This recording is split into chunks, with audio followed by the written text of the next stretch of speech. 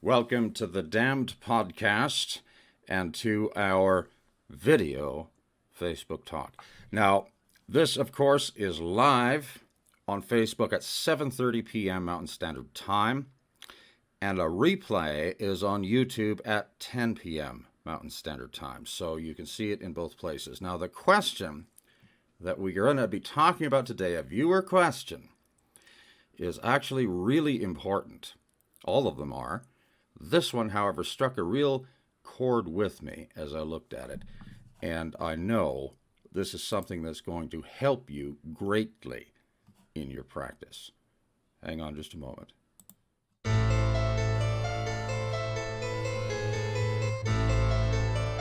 Open your mind to something new.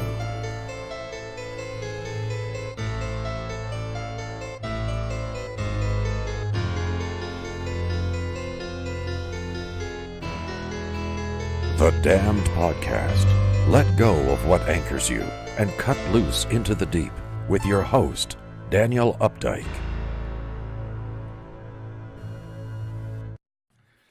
Welcome. Now, the thought-provoking question that we were asked, and I'm just answering them in the order that I got them, was this. How do you get out of your personal emotions, memories, intellectualism, when meditating on individual runes or tarot cards or any other system, and be open to receiving more complex images or maybe developing your intuition? These are the types of questions that are so relevant to your practice, no matter who you are or where you are. Because I have talked to you on a number of occasions, not necessarily, in a step-by-step system, but in something that has alluded to it about the three aspects of the mind that are so important.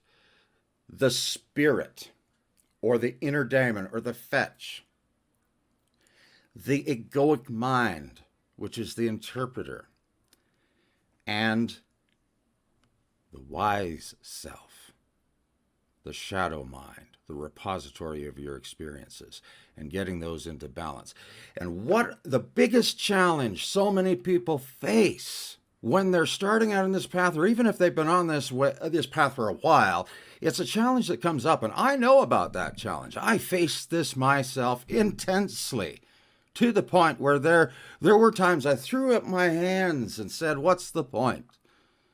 I'm glad I didn't stay in that state of mind, because there is a solution. But we get ourselves into the position because we're so used to narrating our lives to ourselves in our consciousness that we forget about how to think outside of language. We forget about imagery. We forget about how feelings affect us, and are concerned more with trying to define it all. And so we end up breaking our connection and causing all kinds of frustration. And then there's somebody that'll come along when they're asked a question like this and say, well, you shouldn't allow yourself to, have your feelings run away with you. You shouldn't allow yourself to overthink things. Really? Okay, I'll tell you why that's such bad advice. First of all, let's say that you are of a very intellectual persuasion and you like to think about things and roll things around in your mind. This is an automatic response that you have. Now, you're going to try and repress that. What happens? You're fighting yourself, aren't you? The same thing happens with emotions and memories. Memories, of course, are there because they're anchored by an emotion, however great or small. Repress that, and you're fighting yourself. Well, what happens when you fight yourself? Well, instead of causing that issue that you're trying to sort of reprogram yourself to do differently and successfully do that, you're pouring gasoline on a fire. And it's going to billow up there, and you're going to find that it's more than it ever was before. And the frustration's going to be added into the mix. Oh, I know about that, my friends. I know about that. And it is extremely disheartening. But there is a solution. And that solution may seem simple, but is more difficult than you think. The success in it is consistency. Okay. First of all, stop fighting yourself. A lot of the ways that we think about things were pre-programmed into us through all kinds of different sources, including people that we loved and trusted. These things are not wrong in the right context, in the right circumstance. Fighting them is not going to help. Instead, and you might want to write this down, do these 3 things. Why do I always divide it into 3? Because that's the easiest way to remember. First thing, instead of fighting it, just acknowledge it. Yeah, I do feel that way. Yeah, that would be an interesting way to think about things if you're intellectualizing. Whether you're looking, studying, trying to meditate and connect with a rune, a tarot card, or anything, all right? These things will arise. Acknowledge it. Yes, that may be true. Second thing, redirect your mind back to your task. So how does that look? Okay, you had a strange memory come up. Maybe it was your grandmother picking her toenails or something. I don't know. Something popped up that was completely inappropriate while you were looking or trying to connect with a rune. Or maybe you were trying to begin astral projecting. Same thing. All right, don't laugh. Some strange things have happened. And I know, things rise up and to challenge us. All right, acknowledge it. Oh, that's interesting. I choose to focus on the rune or the tarot card and just bring your focus back. And the third thing, I'm going to recap this with a detailed explanation in just a moment. The third thing is to remember when you're bringing your attention back to include the words I choose,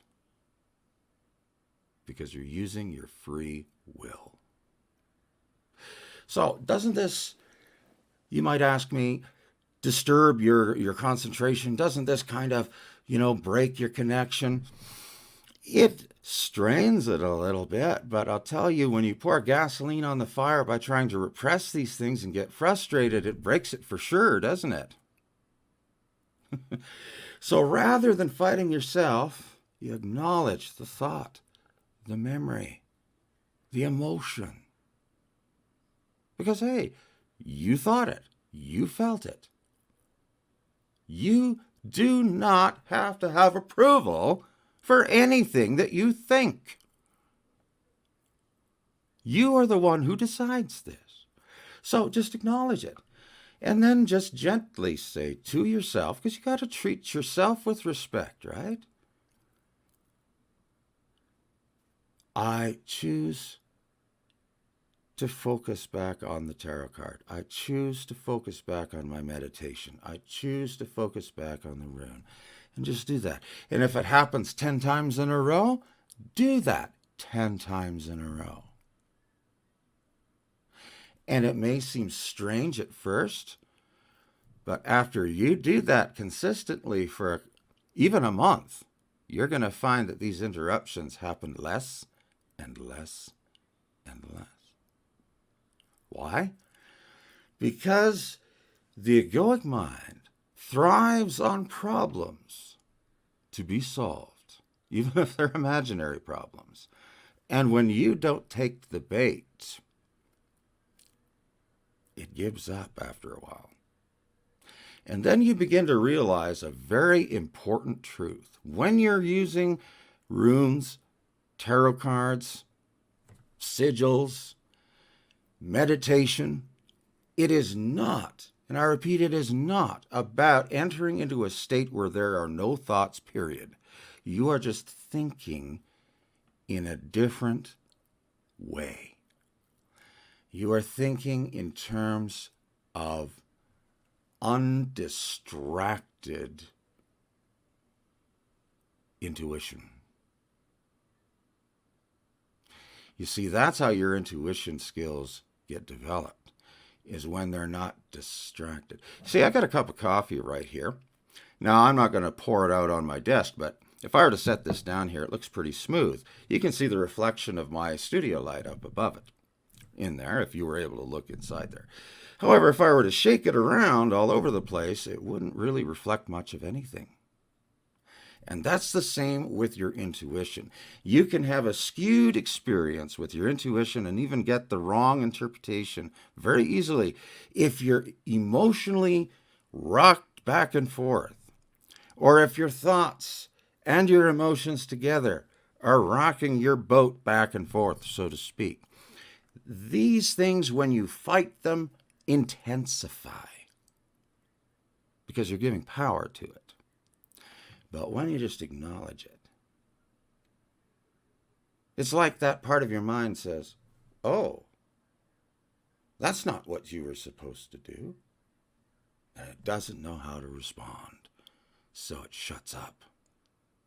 Especially when you use those words, I choose to return my focus to my astral projection, to my meditation, to my rune magic. And things begin to get clearer and clearer and clearer. Yes, I wish there was a way that I could, tell you could wave your hand in the air and all of these things that distract us would just disappear and fall away. That never happens. What happens is the effectiveness of how you deal with it. And this is by far the most effective way that I've just described to you that I've ever experienced for these things to be controlled, for intuition to become more powerful, for images that you receive, because of course it's clearer, because you're not disturbing things as much. Those impulses and those images that come do get clearer. And the focus of your intuition to understand whether those are just illusions of the subconscious mind playing with itself, or whether it's something that's a real communication, is also clearer.